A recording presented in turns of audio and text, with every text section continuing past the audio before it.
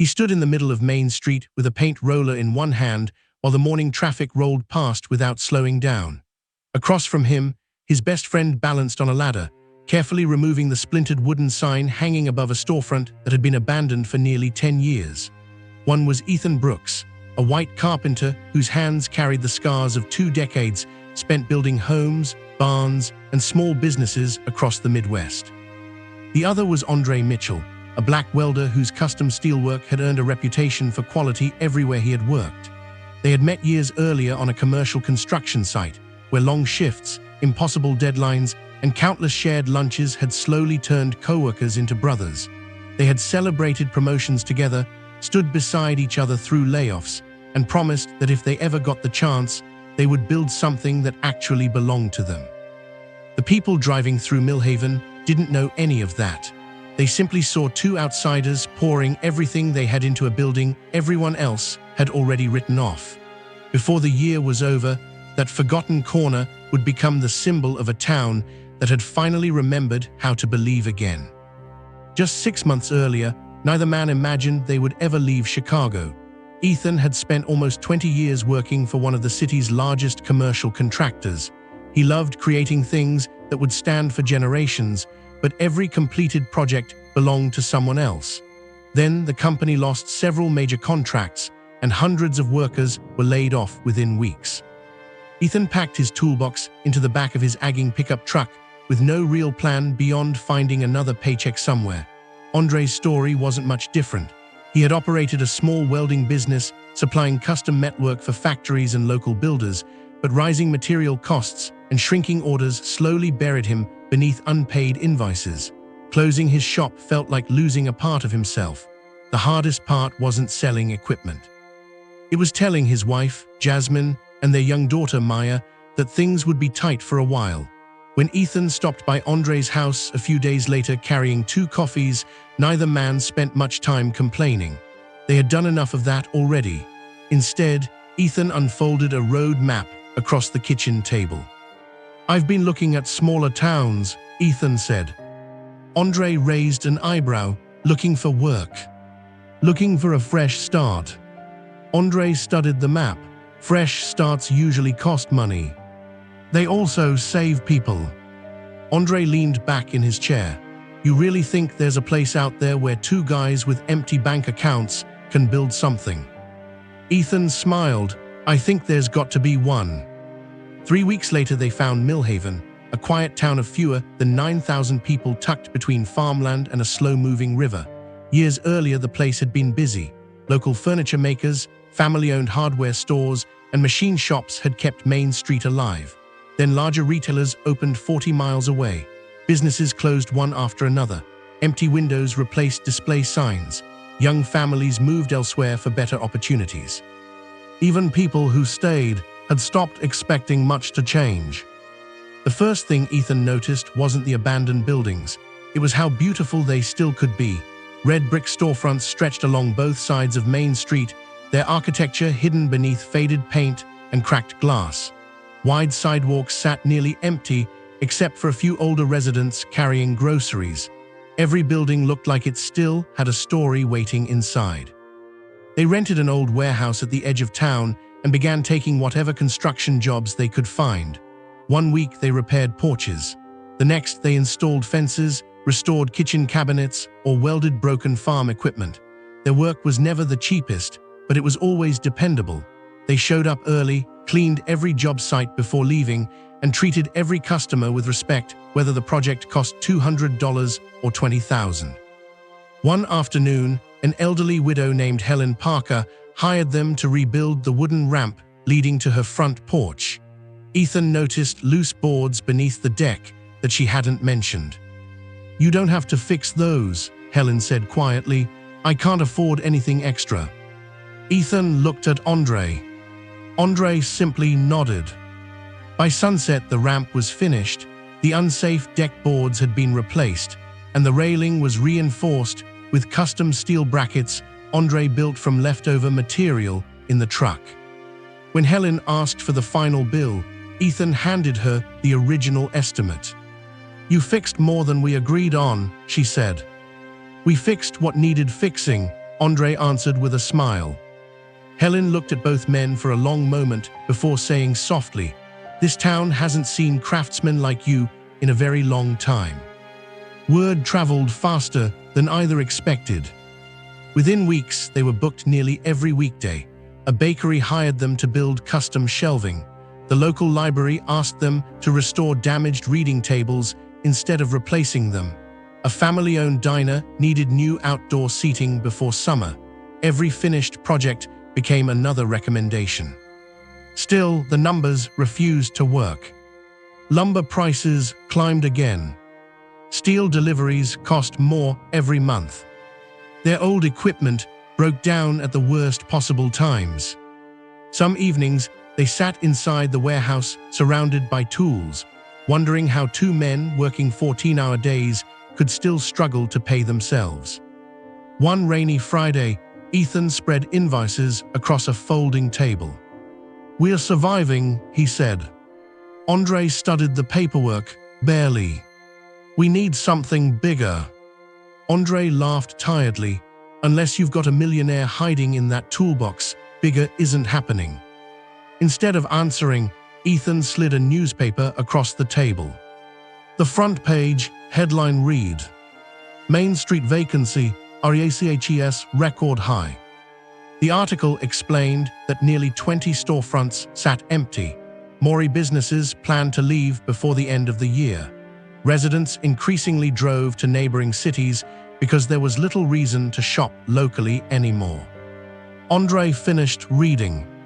"So," Ethan pointed toward the row of abandoned buildings visible through the warehouse window in the distance. "Everyone keeps waiting for somebody else to save downtown." Andre folded the newspaper. "And you think two construction guys are going to do it?" "I think two friends who know how to build things can give people a reason to believe again." Andre stared out the window for several seconds. Finally, he smiled. "You always did dream bigger than your wallet." Ethan laughed. "That's why I keep you around." Over the next month, they walked every block of Main Street after work. They photographed empty buildings, measured damaged storefronts, and spoke with every business owner willing to share a cup of coffee. An old barber who had refused to close after 35 years admitted he sometimes went entire afternoons without a customer. The owner of a tiny bookstore said she stayed open because she couldn't imagine the street without books in its windows. Every conversation ended with the same quiet sentence: "I just wish someone believed this town still had a future." Those words stayed with Ethan and Andre. They emptied nearly every dollar they had saved, convinced a cautious local banker to approve a modest loan backed by their tools and truck, and purchased the least desirable property on Main Street, a crumbling corner building with broken windows, leaking ceilings, rotten flooring, and years of neglect. The morning they unlocked the front door for the first time, several residents watched from across the street. One older man finally walked over. "You boys really bought this place." Ethan looked around the dark, dusty interior. "We sure did." The man chuckled. "You know, 3 different owners gave up on this building." Andre rested a crowbar against his shoulder. "We're not planning on giving up." The old man smiled politely, but the doubt in his eyes was impossible to miss. As the first swing of Ethan's hammer echoed through the empty building and sparks from Andre's welding torch lit the dim interior, neither friend realized that the people watching from the sidewalk weren't just observing another renovation. They were quietly waiting to see whether hope itself could finally be rebuilt. For the first few weeks, very little changed from the outside. Dust covered the sidewalks every afternoon. Old lumber piled up beside the curb. Delivery trucks arrived carrying reclaimed brick, steel beams, and stacks of hardwood flooring that Ethan and Andre had spent weeks hunting down at discounted prices. To passing drivers, it looked like another construction project that would eventually stall like so many before it. But inside the building, something different was taking shape. Ethan refused to cut corners, carefully restoring the original brick walls instead of covering them with drywall. Andre handcrafted every railing, light fixture, and metal frame in his small workshop, insisting that if they wanted people to believe in the town again, the building itself had to prove quality still mattered. Every dollar they saved went back into the project. Ethan postponed replacing the worn transmission in his pickup. Andre sold several expensive welding machines he rarely used. Their families quietly accepted smaller vacations, fewer dinners out, and months of uncertainty because they believed in the same dream. One day, Jasmine told her husband as she packed his lunch before sunrise, Maya's going to walk through that building and know her dad helped bring a town back to life. Andre smiled, kissed his daughter goodbye, and drove to work before daylight broke. Summer arrived with relentless heat. The renovation moved slower than expected after inspectors discovered hidden structural damage beneath one corner of the building. Repairing it would cost thousands they hadn't budgeted. One evening, Ethan sat alone on the unfinished staircase staring at the revised estimate. "We might have to stop," he admitted quietly when Andre joined him. Andre looked around the silent building. Months of work surrounded them. Fresh beams supported the ceiling. New windows reflected the evening sunlight. The dream was visible now, but unfinished dreams didn't pay bills. "If we quit today," Andre finally said, "this becomes another empty building people point at when they say nothing ever changes." Ethan rubbed his face. "And if we keep going without enough money," Andre looked at his friend, "then we keep earning trust until somebody gives us another chance." The next morning, before either man arrived, Helen Parker knocked on the warehouse door carrying homemade cinnamon rolls. She wasn't alone. Behind her stood the barber, the bookstore owner, the bakery family, several farmers whose equipment Andre had repaired, and dozens of customers whose homes Ethan had worked on. None of them carried speeches. They carried tools. One man brought a trailer. Another offered leftover lumber.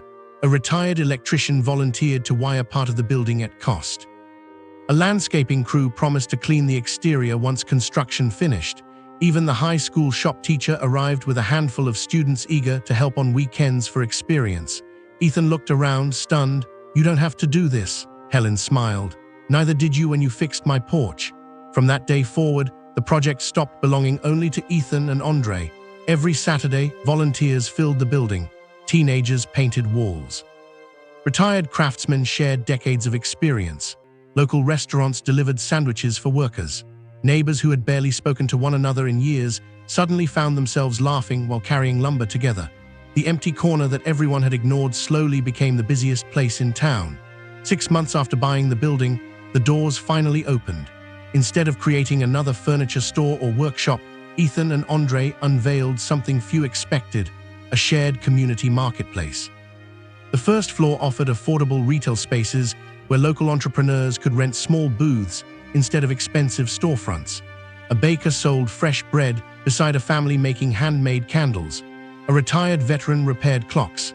A young artist displayed paintings inspired by the surrounding countryside. Upstairs, Ethan and Andre built a woodworking and metalworking studio where they taught evening classes to teenagers and adults interested in learning skilled trades. The first weekend drew more visitors than anyone imagined. Families wandered through the restored building, admiring exposed brick, handcrafted steel railings, and polished wood floors built almost entirely by local hands. Children watched sparks fly during welding demonstrations, while Ethan explained how simple pieces of lumber became furniture that could last generations. Every business inside made sales. Several sold out before closing time. Within 3 months, another vacant building across the street found new owners inspired by the increased foot traffic. A coffee shop opened next door, then a bicycle repair shop, then a family-owned restaurant expanded into the empty space beside the old theater. Property owners who had ignored maintenance for years suddenly repainted buildings and repaired sidewalks. Tourists traveling through nearby counties began stopping to visit the marketplace after seeing photos online. The local newspaper called it Millhaven's second beginning. Ethan laughed when he read the headline, "We didn't do this." Andre looked across Main Street, where children chased one another while families carried shopping bags between businesses. "No," he answered. "The town did." Nearly 2 years after they first arrived, the annual Fall Festival returned to Main Street for the first time in over a decade. Booths lined the sidewalks. Live music echoed between restored brick buildings. Every storefront displayed flowers and lights. Helen Parker sat on a bench near the entrance watching hundreds of people fill the street that had once stood nearly empty. She waved Ethan and Andre over. "Remember the day you fixed my porch?" she asked. Ethan smiled. "I remember you trying to pay us extra." Helen laughed softly. "I wasn't paying for the porch." Andre tilted his head. "Then what were you paying for?" She looked around at the families laughing together, children carrying balloons and local shop owners greeting customers by name. "Hope," she answered. "I just didn't realize it at the time." Later that evening, as fireworks lit the sky beyond the river, Ethan and Andre stood outside the building where everything had begun. The original wooden sign they had replaced now hung inside the entrance as a reminder of how far the town had come. Neither man had become rich, neither appeared on television or made national headlines, but they had built something far more valuable than either expected. They had proven that real change rarely begins with perfect timing, endless money, or extraordinary luck. It begins when ordinary people refuse to let discouragement become permanent. One person decides to care, another chooses to help.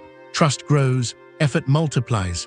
Before long, an entire community starts believing again. As families slowly walked home beneath the warm autumn lights, Ethan locked the front door and slipped the key into his pocket. Andre looked down the now busy street and smiled. "Think they still remember us as the outsiders?" Ethan glanced at the crowds filling the sidewalks, then shook his head. "No," he looked at his friend, the man who had shared every setback, every sacrifice, and every victory from the very beginning. "Now we're just neighbors," Andre laughed. "Best promotion we've ever had." They switched off the lights and started walking home, leaving behind a town that no longer waited for someone else to save it.